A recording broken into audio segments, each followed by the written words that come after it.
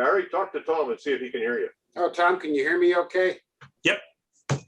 An experimental setup that John put together here. We got an office speakerphone sitting on the work table. If you look in the lower left-hand frame, the round 10-inch speakerphone there is how we're coming to you from the room here. Here's the drill on this. We're using this camera. Okay. And it needs to point either at the work or at the guy who's talking. Okay. And that's going to be your role. And okay. Can you zoom in there, Doug? Yeah. There you are. Yeah. Okay. You can go in quite close. Yeah. So.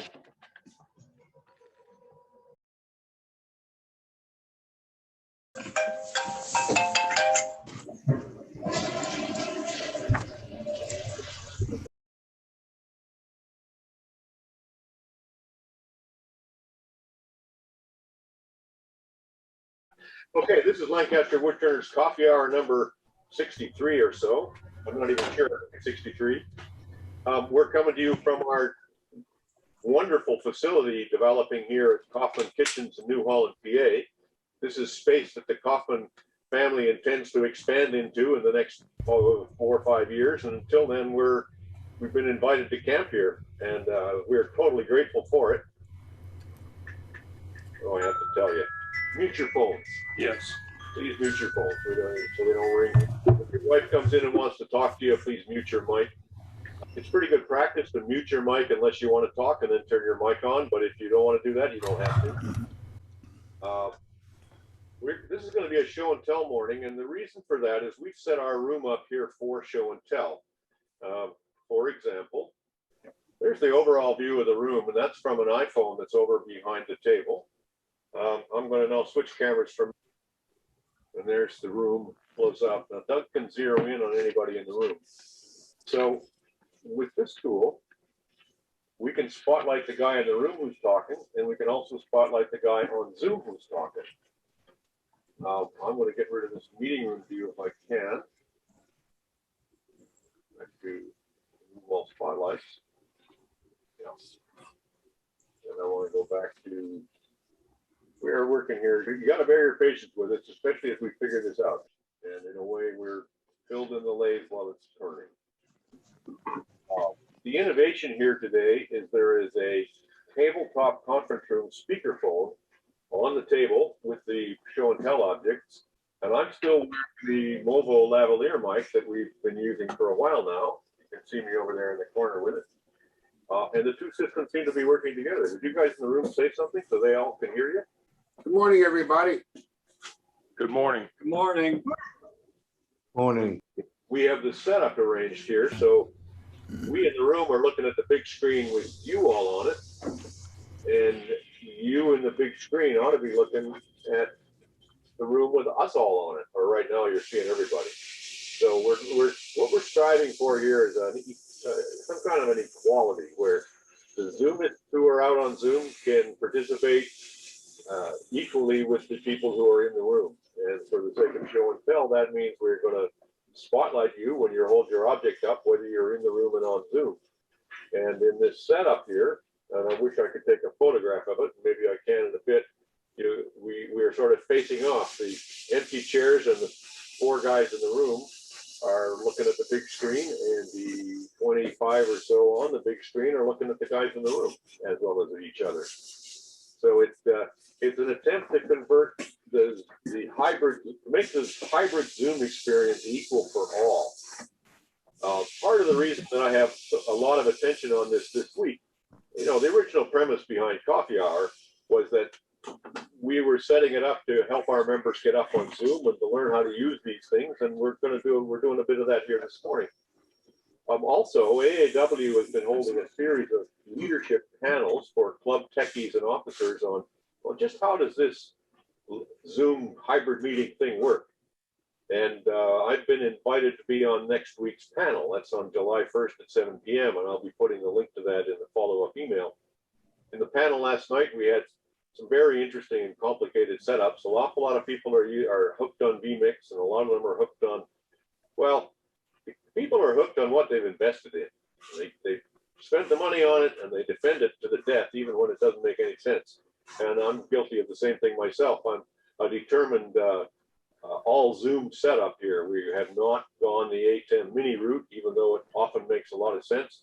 Partly it's because we already spent our budget, and partly it's out of an urgent desire to keep it simple, on grounds that we are all graybeards here, and we are all going to shuffle on. And I'd like to have our system here be transparent enough, familiar enough to to the guys who are here working with me, that any one of us can run it. And that's going to involve an awful lot of cord and cable labeling and setup documentation that is yet to come. But that all will come. And I think that we have here a durable and robust operation. Before I go any further with that, if anybody got any questions about that or comments, I guess I have one comment, John. I did a interactive remote meeting about a week ago. There was a hybrid meeting, and what I found out was in the past, when people didn't have to go anywhere, they encouraged you to keep on talking, and instead of the hour and a half typical evening demo, you'd go 2 hours and people were happy. Once you start that hybrid back, they're back in that hour and a half mode because people are going to drive home, and long about after the meeting has gone on for 2 hours, people are looking at their watch just like folks in church when it gets past 12. Well, that's a phenom here. I mean, that leads to one of the questions of, why would we bother with this? Why don't we just go back to what we used to do? Well, part of it is we met all you guys from away. A lot of you have joined our club, and a lot of you are joining us here at Coffee Hour. We don't want to lose you. We want to continue to relate with you and see what you're doing. And because the people who have come in from away are all avid turners, and some of them are very advanced turners. So we got a lot to gain by doing what we can to maintain these contacts and friendships and communications. The other thing is, now that we've all seen that it's possible to record a meeting and watch it later, or see it on Zoom and watch it from home, we don't want to go backwards. So we want to be able to offer our members a choice. They can drive out here to New Holland for the fellowship and to see everybody and drink a coffee together and touch the work. Or if they don't want to stay up later at 8 o'clock, they can stay home and watch the video in the morning. Or if it's a dark and stormy night and they're like me, I don't like dark and stormy nights, stay home and come into the meeting by Zoom. What we haven't tried yet, we probably will soon, is hosting the meeting with meeting hosts away and the meeting room with other people in it. But that's going to require guys in the local club learning more about how our setup works and how to work with it. And that's the next phase of this. We've begun that now. Doug and Ben and Barry have been, in particular, tremendously supportive, as well as a lot of you guys on screen. And we're going to slowly start swapping roles and trying different things. Doug and Ernie have already filled in for me as Coffee Hour host. And we've got Ben is learning to work the overhead cam, and I'm going to be shadowing Doug on actually running the board here at some future meeting.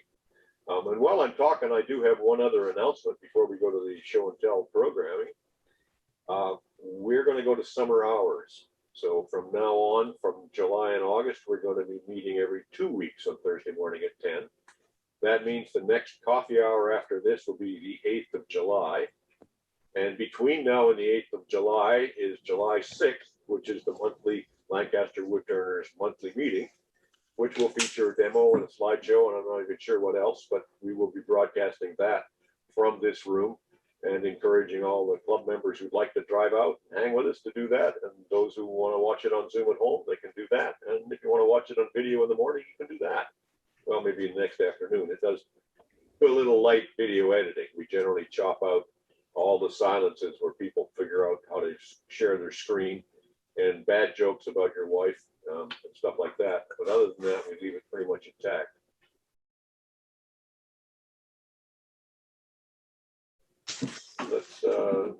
Let's try some show and tell. Barry, you want to lead us off from the room? Okay. Let me get the camera on you. Hold on a second, buddy. Do we get this? We got to allow ourselves this. There you go. Now I'm going to spotlight that. Spotlight for everyone. Okay. Okay. This is a pair of candlesticks that we had a challenge a few months ago, a monthly challenge, and that was to make two of the same thing. And I chose to show off my spiral jig in doing that. And so these are both, that's a 6 spiral pattern. It's kind of hard to see end on, but chasing 6 grooves up there, and then I cut the taper on it afterward. I didn't cut the taper before the carving, but I could have. So that was a pair of cherry candlesticks. Would you have made those a right and a left as opposed to 2 righties? Yeah, that question has been asked before. If the spiraling jig will turn in both directions, clockwise and counterclockwise. The problem is, after I made the first one, I cut part of the groove in the second one in the wrong direction, and you can't undo that. You know, once you've removed wood, you can't put the wood back. So I just continued and made them both clockwise, rotating, looking at it from the face. In a future demo, I'll do something where there is a left and right hand. I'm thinking of a pineapple, which will inherently have left and right hands, so it forms the diamond pattern of a pineapple. So what cutter are you using to make those grooves? Because they're nice and round bottom down there. Yeah, this is Whiteside sells a 3 cutter set, or you can buy the cutters separately. This is a CNC cutter. It's 1/4 inch shank, so it fits in my little laminate trimmer. And it's about 2 1/4 inches long. Whiteside makes a whole family of cutters that are about 2 1/4 inches long, which is ideal for my jig. I wish I could identify a company that would make a custom cutter for particular other applications or shapes. But until that happens, just live with what's available. Ken Vasco, you have a question? Yeah, is that made out of 3 pieces? And if so, how did you connect them together? Yeah, it is. The shaft has a spud on both ends, a 1/2 inch diameter spud.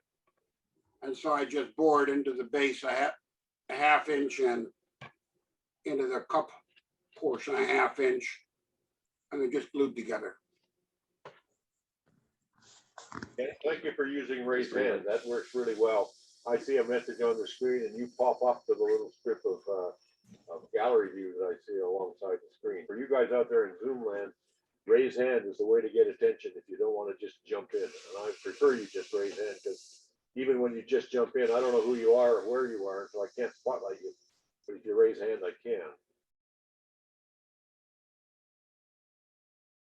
I want to take the spotlight off of Barry and invite the Zoomists now to take a turn. Who out there in Zoom land has got some show and tell you want to do? Is that you, Vasco, again? All right. I want to spotlight. Yeah, I'm not shy. All right. Go for it. Hi, I have 3 little things. Long ago and far away, when I started turning, I decided to make a little ring box. And well, this was 2013, and I had some Osage orange. And this is a little ring box. It's shaped like an egg. And it came out real well. It has a nice tight, I don't know if you can hear it, but you can see the yellow on the inside and oxidation. I was just curious about oxidation, didn't know anything about Osage orange. And it came out really just a sweet little box. What's the finish on that, Ken? I don't remember. It was 2013. I was trying all sorts of things. I used to refinish antique furniture as a hobby, and so it was probably shellac and maybe a little varnish mix. So another little piece I have is just a little piece of maple, and it's just has some really nice bark inclusion. I just like the shape. I like the thin walls. It's just a nice little piece. There's a piece. It's just a cute shape. It's just nice base. The whole thing came out. And then last week well, my wife's been in the hospital. She's had Lyme's disease, so be careful out there with the ticks. They're really bad. I had a cap, where where it grows over the damaged branch, and I didn't know what to do with it. Didn't know what to do with it, so I just started turning it, and this is what it came out to be. It's just a weird little piece. And I had a piece when I was down in Pittsburgh. I got a piece of box elder, and I didn't know what to do with it. So I said, well, there's two odd little pieces, and they'll just fit together. But you can see, my wife calls it the baseball cap, because if you look at it, it looks like a baseball cap.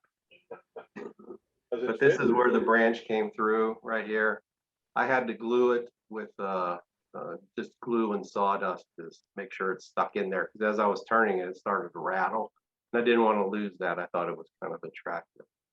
It's just a different little piece. It was just, like I said, the cap was just sitting there and had some nice color, and there's some more bark I was able to save. So it's just a cute little piece, put a little finial on top and called it done. So how long have you been turning, Ken? About 10 years. So it was weird. My wife, one day I said to my wife, I just want to learn the turn. I want to do something in the winter time, be active. And she says, well, what do you want to do? And I said, turn wood. And she went, what? So whenever I was restoring antique furniture long ago, I did a lot of chair legs, had an old shop smith, and I liked doing that. So I just went back to that and started turning. Are you retired or still working? I just retired at the beginning of COVID. So whenever I retired, everybody else in the whole world retired with me. So it wasn't special. What did you do before? What was your career?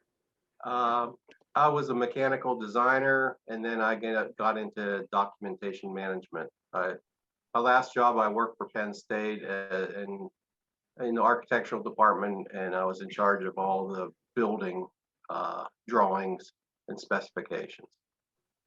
All right. Anybody got more questions for Ken? You can raise hand or you can jump right in. And if there are no questions, I'm going to move on. But I want to give people a chance to ask a question. All right. Thank you very much, Ken. Sure. I gotta, let's see, I gotta remove the spotlight and I gotta go back to gallery view. All right. Now there you have it. Right there was two experiences: a guy in the room doing a show and tell, and a guy on screen on the Zoom land doing a show and tell. And from my point of view here, it looked like equal treatment. Both guys got the spotlight. Both guys got to hold their work up and talk and explain it. How did you guys react to that? Good. Fluent. Great. Okay, who's going to go next?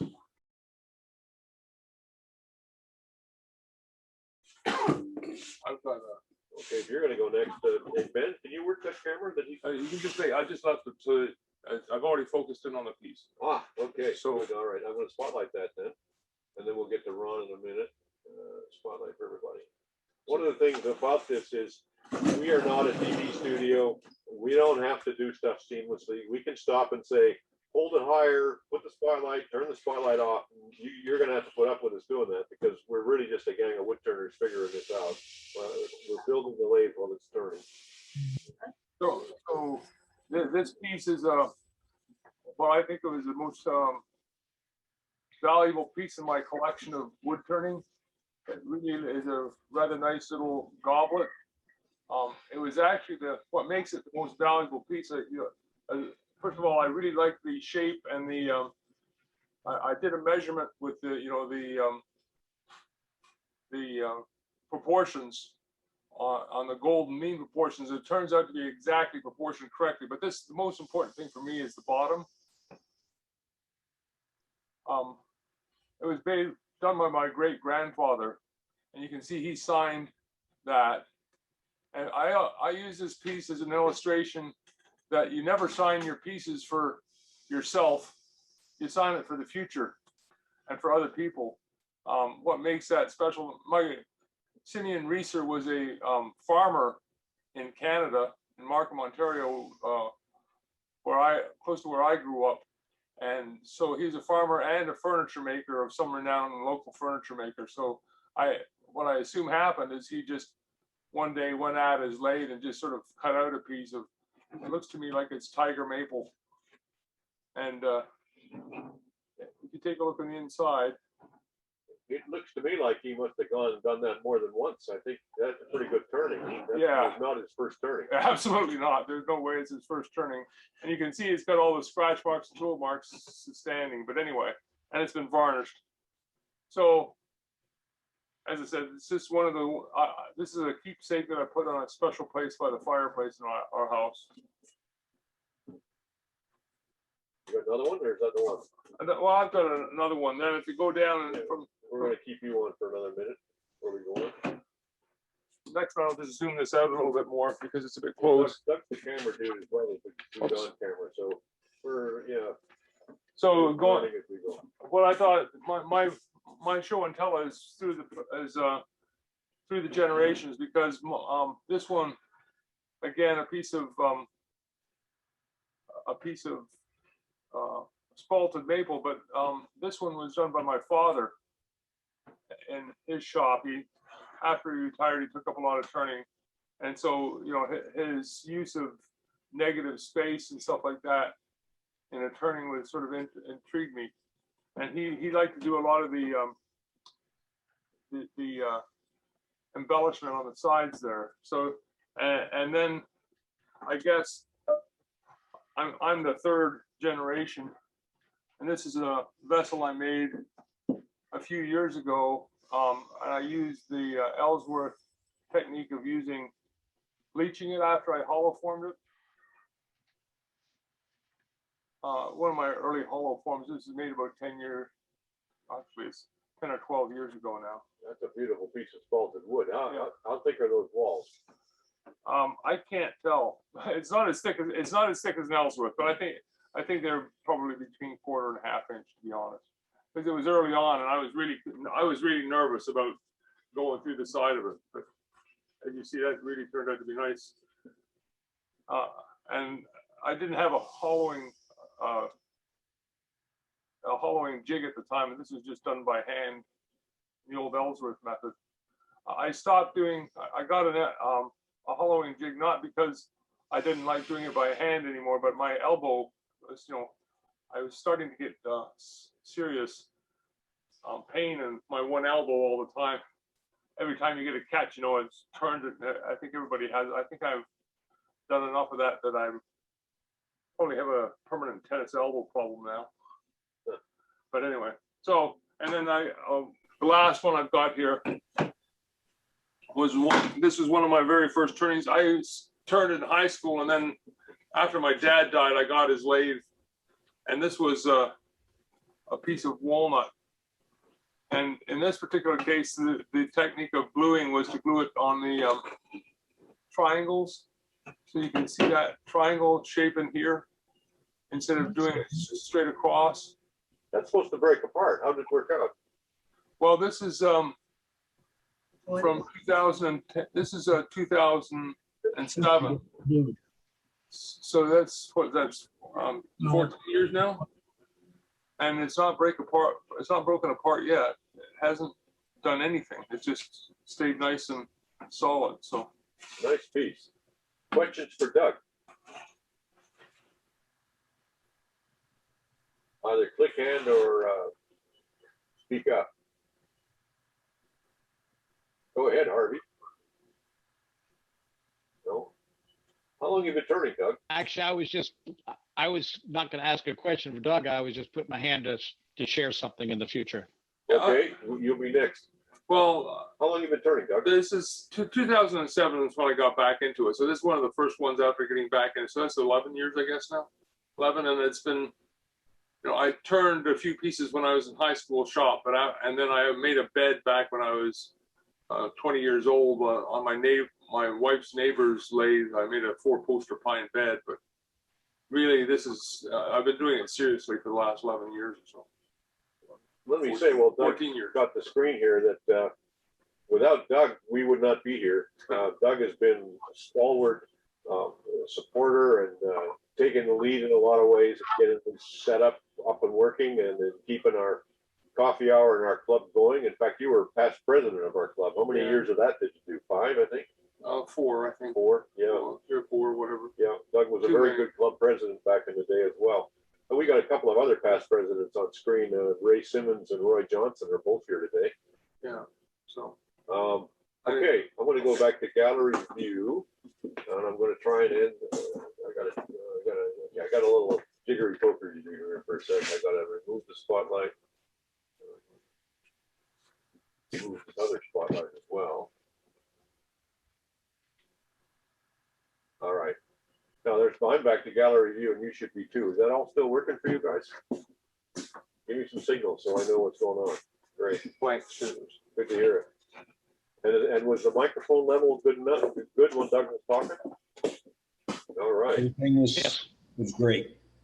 We got something going here.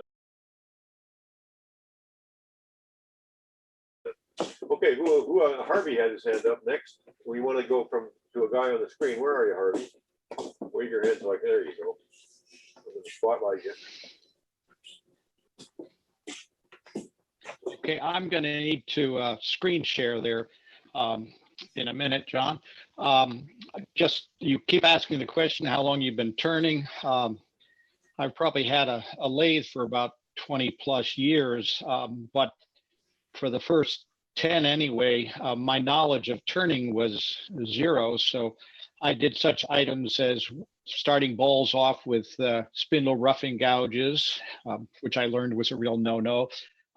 Cutting the inside of a goblet with a skew as my cutting tool. So it's about 10 years ago, 11 years ago, I really upgraded. I got a Powermatic 3520B, and I'm still trying to catch up with what that lathe can do. As far as if anything goes wrong, it's generally not the lathe. So anyway, could you let me screen share there, John? You can do it, I believe. I have not. Oh yeah, it should be. So I was looking for something up on top. Okay, give me just a second. And this is my daughter is a Frisbee aficionado, and played through college and still does a few tournaments in the summertime when it's not COVID. So anyway, I thought something kind of memorable for her would be to make her a Frisbee. And so this is regulation size, and can't quite say it's regulation weight, but it should make a nice serving tray for her Frisbee friends, or she can put it up on the wall. My only regret or whatever is I need to find a tool that I can cut these little rings a little more accurately and without any tear out. And so that's a room for improvement in terms of my skill set. If somebody's got an idea of what tool would work best for that, I'd appreciate knowing. And so that's what I have to share. All right. How far does it fly, Harvey? They haven't tossed it yet. She and her fiance, I don't know that they've actually gone out and tossed it for the, do you want to scratch it up? I'm not sure they're ready to do it. I'm sure it would sail pretty far though. It's a little bit thick on the, in the top section, thicker than I wanted. But again, it was one of those issues that you're kind of sailing blind and don't want to take too much off. And all of a sudden find out you've got yourself a hollow center Frisbee. So anyway. Okay. Anybody else have a question? Well, maybe somebody's got an answer for you for how to make those little beads. Mike Peace, I bet. Yeah. Ernie, I bet you have. Well, D-Way Tools makes some very nice beading tools in different sizes. The trick is figuring out what size.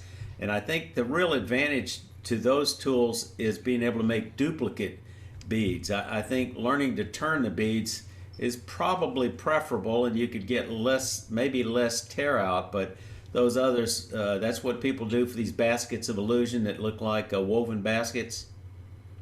D-Way Tools. D-Way Tools. Okay, thank you. Yeah, they're, as far as cutting it like a skew bead, it would be pretty hard because they're very, very small. I presume the 2D-Way tool is more like a scraper type of It is device. a scraper. They've got little fangs. Another possibility is if you have a throwaway spindle gouge, a very small one, like a 1/4 inch, you could sharpen it like a beading tool. I think somebody might have shown one of those before. Yeah. You can also just grind a file, as I often do, or a large screwdriver to a beading tool. And they're also, if you have to make a bead a long way off the rest, like in a finial where you have larger portions with a bead in the middle, it's almost impossible to turn them by hand. The scraper becomes the only game in town. So they're easily made on the corner of a conventional wheel if you just radius the corner a little bit with a diamond. I've got a bagpipe maker in a couple towns over from me. I may check with him because a lot of the bagpipes are very small beads that he puts on them. You might ask him to come along and show us his work sometime. That would be pretty interesting. I talked to him in the past to try to get him to come to our club meetings up here in Vermont.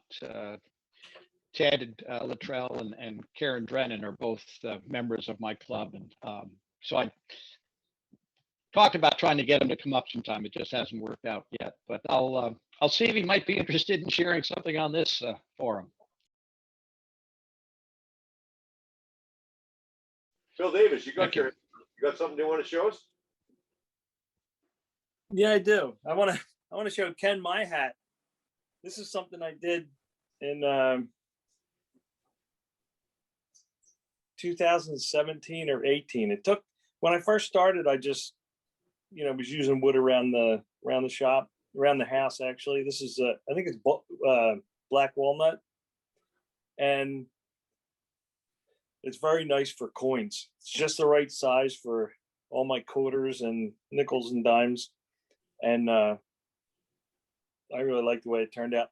I put a polyurethane finish on it. And this is something, it sat in the shop undone for a year because I didn't know what to do with it. And then I stuck it back on the lathe, and this is what I ended up with. So you guys are doing a great job, by the way. You got another one? This is a great meeting. Well, no, Want to show, or are you done? let's Okay. count. Questions for Bill? No questions for Bill? Yeah, this is Ken. Yeah. I think it's one of the nicest designs I've seen. Thank you. I really like it too. But I'm gonna put my name on it. I gotta get my name on it. There it is. Set it down. Going to gallery view, I got some more hands up. Who's got a hand up? Jerry Snelson, you got something you want to show us? Yes, can you hear me? There you go.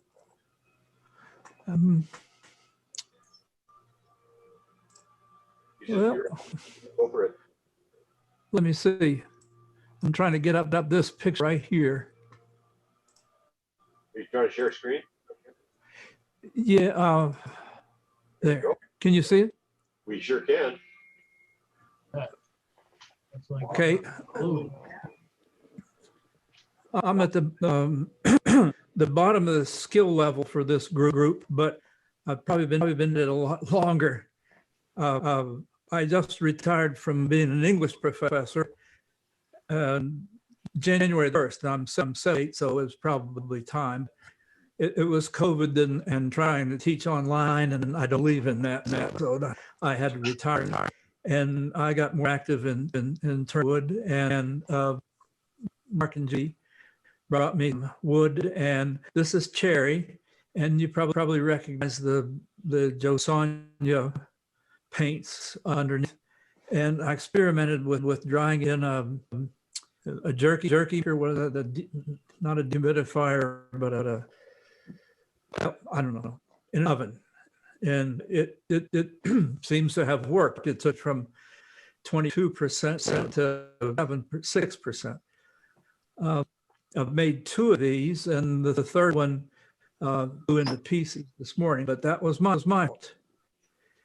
So, does anybody have a How'd you do the sunburst in the middle? well, you just, that's easy. Put a dab of the Joe Sonia iridescent paint in the middle, and then you turn up the lathe a little bit, and then a whole lot.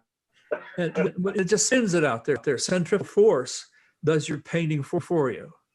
Do you get any on your glasses? Go ahead. You get it on your face too? No, the bowl is very undercut, extremely undercut. It stops the paint.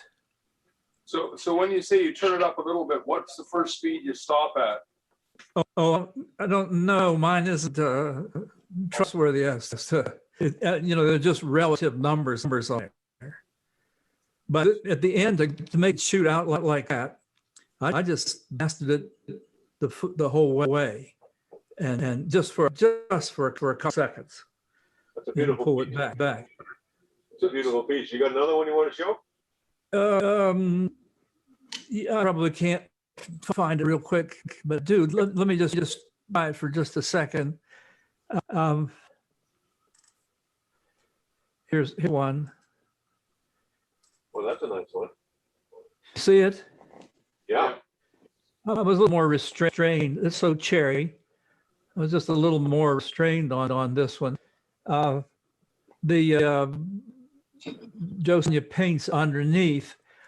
I made a mistake. I thought I bought a medium, but actually it was brown paint, and I put the green in it and turned the green flat.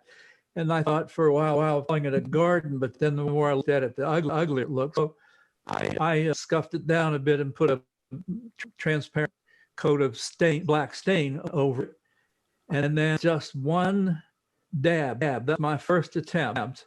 One dab in the middle, and turned up the lathe and looked at it. And then I told myself, part of art is knowing where to stop. And so I did, and I'm glad I like that a lot. I'm going to try that myself one day soon. Gerald, is the bottom of your bowl flat or convex or concave? This kind of flat. I think this one was not a very thick piece of wood, and so the bottom is kind of flat, but the other one is more deeper, more V shape, and it didn't seem to make much difference in doing this. Nice. How do you put it down in the middle? Okay. Put it on your lathe quick. How am I going to end your share? Can you end your share, please? Yeah, yes, I will. Stop share. I'm going to brag a little bit on Jerry. He's one of the Quad State Bodgers. As you could probably tell from that photograph, he's a professional photographer as well as a wood turner. He does musical instruments and quite a puppet. Yeah, make buttons and mandolins and ventriloquist dummies. Well, maybe bring a ventriloquist dummy sometime and show us that. That would be pretty interesting. For many years, all my turning was on violins or for dummies or for puppets, and I didn't things to keep. So somebody, maybe Ernie, said you don't know how to make a box till you've made about 45 of them. So I made 48 of them since January, and so I feel a little more competent on boxes, but the bowls are very new to me, and Garrett's going to help me get some more wood, and I'm very, very grateful for that. So thank you. Thank you very much. I'm back to gallery view. I got more hands up. I got Jeff Carroll's got a hand up here. What do you got, Jeff? My sister and I took a sphere class with our Wilmington Area Woodturners Association Saturday, and this was the result. My first sphere. Okay. What method did you use? Basically just kept cutting off the corners The octagon method and then the 16-agon. Right. Nice. And did you turn it between cones at the end, or did you use a jam chuck? Jam chuck. That's Doug and I have been discussing that. He uses cones. I use jam chuck. Of course, I think I'm better at it than he is, but he, on the other hand, he gets perfect spears. I don't. The jam chuck, the guy was showing actually threads onto the one-way live center. Yeah. And then the other end obviously just fits in your chuck on the headstock.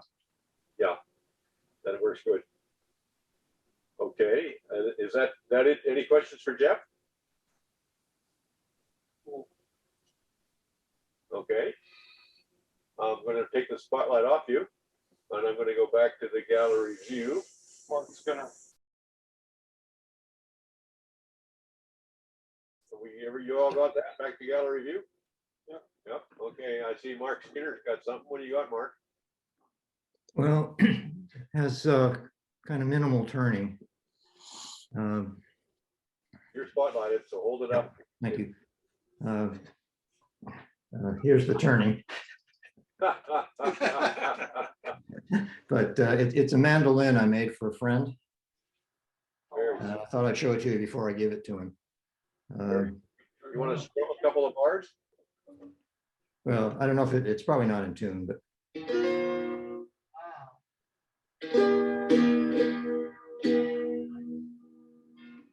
So my friend Mo cut the maple on his own property here in Litchfield, Maine. And it's ebony fretboard, rosewood overlay, rosewood binding, macassar ebony bound with curly maple. What's and a pencil spruce top. Button for? Why did you add that down there? Oh, it's for a strap. And there'll be one. Probably we'll put one here too, so you know, put a strap around your neck when you play it. Now, how many hours are in making a mandolin? Well, for me, probably I don't know, somewhere over 100, because this is the first mandolin I've done. I was fortunate to have a master luthier here in town give me directions. So couldn't have done it without him. But at any rate, it was a very interesting project. Had a lot of fun doing it, learned a lot doing it. So, anybody got questions for Mark? So the wood that he cut, did he have it kiln dried, obviously, or did he just natural dry it for a long time? just air dried. How long did it air dry before you ended up with it? It was 4/4 stock. He probably had it laid up for 2 or 3 years. And of course, you cut it very thin. Yeah. So. And what kind of finish do you put on? It's shellac. Shellac. Yeah. Very cool. Yeah. Any more questions for Mark? Do you make the shellac from flakes or was it canned shellac? I use canned. My grandfather used to mix his own from flake, but because he was a cabinet maker. But in this case, I just use canned, thinned way out to begin with. Yeah, thinned wood, like maybe 20% shellac and 80% thinner. Yeah. Yeah, or maybe even 90-10. So. And many coats. Yes. Any other questions for Mark? And of course, you wet sand with mineral oil in between coats. So. Spectacular. Very, very Thanks. nice. So I say minimal turning, but a little bit there. So. Well, Okay. Thanks all. Who else had a hand up here? That's it, Ron. Ron, you wanted to show something? Yeah, I made one of the manhole cover boxes. I figured you 7 would. inches by 2 inches thick. With a black walnut with a chestnut top. If I can get the light in there, there it is. Yeah. It's about an inch thick across here. I think I'm going to narrow that down a little bit and it's 1/4 inch thick on the bottom. It's heavy and it's way thicker than it needs to be. That's the advantage of having the little recess in here with the expansion chuck. I'm gonna put it back on the lathe and take about 1/4 inch out of the inside of it and shallow it down a little bit, make it a little lighter. I thought you said it was 1/4 inch deep in the bottom and you want to take another 1/4 inch out. Is that what you're saying? I'm gonna take about 1/8 inch out of it. Okay. I use the cup burrs on the top to decorate the top. One thing you got to know about Ron is as soon as he sees something he hasn't done before, he does it. He's got an amazing collection of the things he's made over the years, and he's also a very stalwart, steady member of the Lancaster Club. If you need something built, Ron's one of the guys you can ask, and it'll show up pretty quick. Yeah, I look at some of the stuff I made years ago, and I think, how the devil did I ever do that? We went down to Illinois. Can't remember. You used to be president back up at Susquehanna, didn't you, Ron? Weren't you president of the Susquehanna Club for a while? Yeah, I was president of that for about 6 or 8 years. How long have you been turning now? Well, like a lot of guys, I turned in high school, and then I never touched the lathe again till about 99 or 2000. My neighbor gave me a lathe he found in a scrap pile, and that got me hooked. Then I bought a Sears 12 inch, and then eventually I bought a 05, I think I bought my Powermatic. All right, questions for Ron? Okay, I'll take the spotlight off you, Ron. I'm going to go back to gallery view so I can see everybody. I know that Roy Johnson's got his hand up. What do you got, Roy? I'll show you two of the pieces that I've had probably way back when I started turning. This is my Honduras rosewood piece that I had. Bring it in to your face so we can see the whole thing. There you go. Better? Yeah. This, I went many years ago with Judy's cousin, and we picked up a place where they had great wood, and we came home with half of a Honduras rosewood piece. But it remains, beautiful. It's one of the pieces I don't think I would want to give away. And then another one that goes way back was a bowl that I started with, just a simple walnut bowl, and nicely deep. Oh, look at that. There's a picture of my grandson. And then the lid was a beautiful piece. Nice. And that's another special one that I have over the years. Before I got into really turning, we had a half a year of mechanical drawing and another half year of woodwork when I was in the 7th grade, and made one little bowl, and I have no idea where it is anymore, but that was the only thing I ever made prior. So started up about 1971, going at it a lot more. How many chalices and the goblets do you think you've made since 1971? 50, 60, I don't know. I would have said 500 or 600. Yeah. No, I as a pastor on Good Friday, when the services were all finished, I would go back and I would make a chalice. And this chalice could have been one of the ones that I made very early on, but that was my way of finishing up Good Friday and just enjoying, that Easter weekend. Very sweet.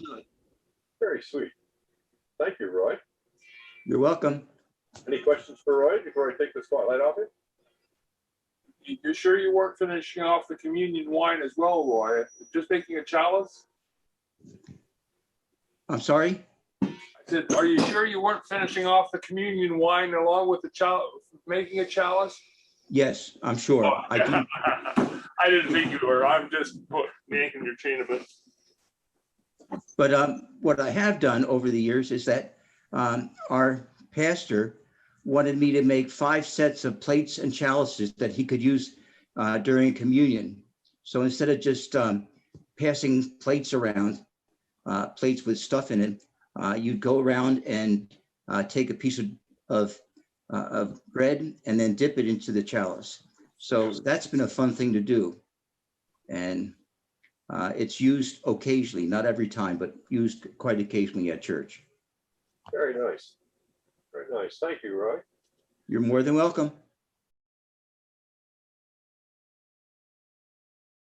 Now I see some more hands up here. I actually brought something I wanted to show too, but I want to stay in the room as long as I can. Who else has got something? Ernie, is that you? Yes. What do you got?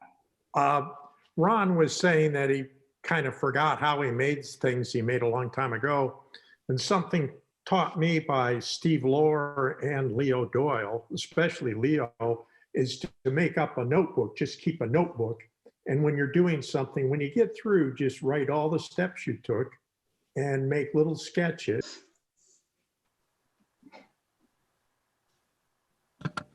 Well, I had one better than that, Ernie. I had, and just, you'll remember this, and never tear a page out of your notebook. Keep it in there forever. Keep that notebook, just keep them in the bookcase in the order you did them. And it can be, if you can show prior art on a copyright, that you actually have a design that somebody is trying to copy. yeah, that's I love that idea. I say though, Ernie, when I moved out of my shop, I had jigs hanging on the wall, and I took them down. I'm looking at them. I can't remember what I used them for. Having notes would help a lot. I do have some sketches back in a book. I think sketchbooks are a wonderful idea. I'm completely unable to keep them all in one place though. It's just beyond me to do that.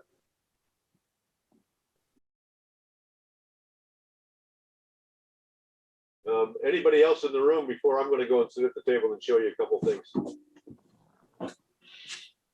Okay, I'm going to try this. Let me see what I have to do. I have to go Alt 10.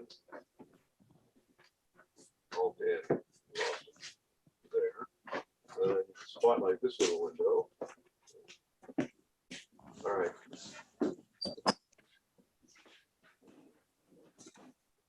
This piece. Well, I want to show you two pieces, several pieces first. First, I want to show you this. This holds 2 quarts. This came from a marketplace in Central Africa. A friend brought it for me. It shows signs of being partly turned and partly carved. It has 2 sets or three incised lines there and 3 more there. And then around here, there's some little patterns that are made, little round dot sort of patterns that are made. And my friend explained that everybody has a bowl like this, and the markings on it would distinguish mine from yours, and people would use them for everything. You would eat out of it, you'd wash your hands in it, you'd pour the water over your face. It was the primary tool that everybody had a bowl, and that was pretty much all they had too.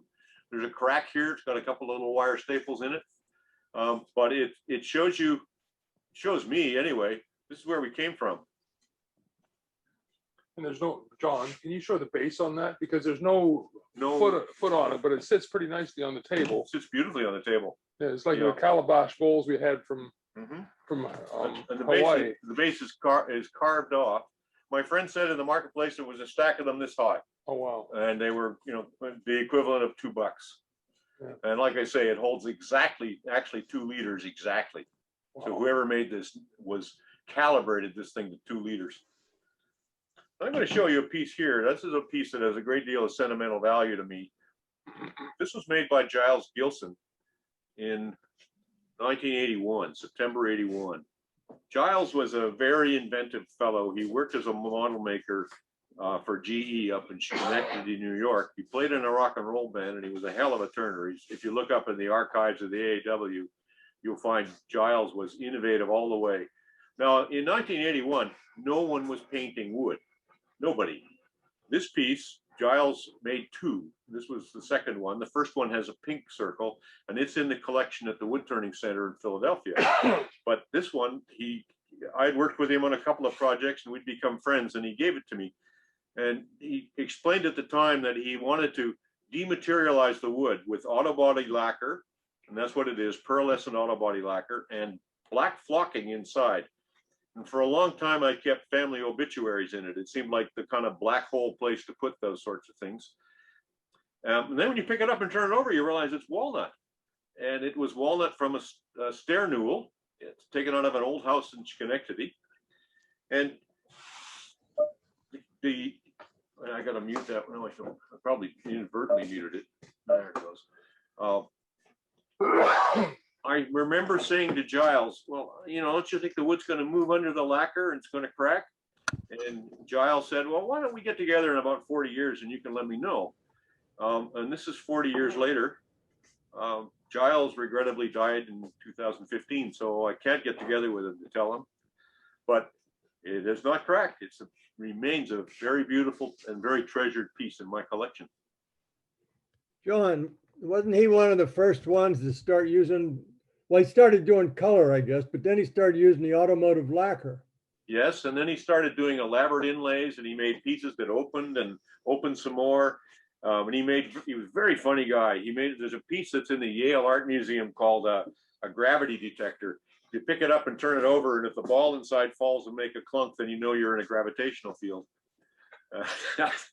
He had a lot of stuff like that he did. I admired Giles, and a lot of people did. He was a tremendous innovator and hilarious, really a deep, deep sense of humor, and a wonderful turner and artist to be able to do this kind of finishing.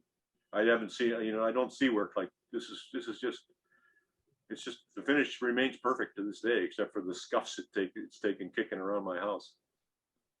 John, with walnut being an open grain wood, what did he use for a filler? I wish I knew. The bottom is finished. There's a finish on the walnut, but I don't know what it is. And the signature's on it, and you probably can't read that from there. Let's see if I can zoom in on it. Try to zoom in on the signature. You could try. There you go. Let me see if I can rotate it.